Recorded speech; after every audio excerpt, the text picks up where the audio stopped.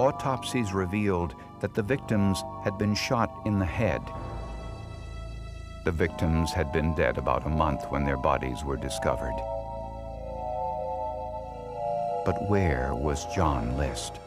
There had been two schools of thought. One was that he had committed suicide after committing the homicides, and the other was that he was living somewhere out around the Midwest. Once in a while, you'd get a sighting, a List sighting. You'd get a report that they saw a guy in, Alabama who looked like John List, because the FBI kept, information. John Emil List would elude authorities for 18 frustrating years, despite efforts by investigators to keep the murder case alive through the media.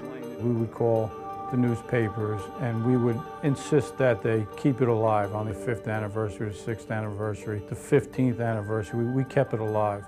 Then detectives had an idea. Tonight on America's Most Wanted.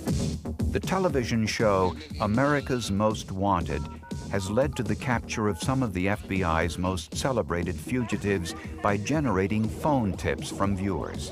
One night watching TV, we watched America's Most Wanted, and I thought this might be a very interesting case for them to take on. If we were successful in getting the List case aired, someone out there would recognize him and would make that telephone call. Detectives convinced America's Most Wanted to do an episode on the John List murders, despite the fact that the case was almost 2 decades old. I said, this is a guy I'd like to see caught, and we decided to do John List. But there was a problem.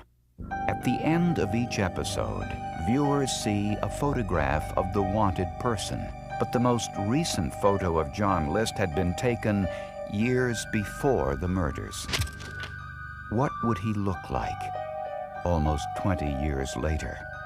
The John List murder case would now enter the highly specialized world of forensic sculpting. I had been involved in the battle for missing children's rights for years since the murder of my son in 1981, and I had come across Frank Bender over the years as a renowned forensic reconstruction artist. Forensic sculptor Frank Bender reconstructs faces to help police track down aging fugitives or identify decomposed bodies. Part art, part science, part intuition. This is the skull of an unidentified individual police found in a field.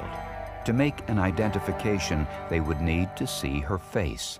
I work with physical anthropologists, I work with odontologists, forensic dentists in other words, pathologists, detectives. When going from skull to face, Bender refers to special charts that measure facial tissue thickness based on race, age, and gender.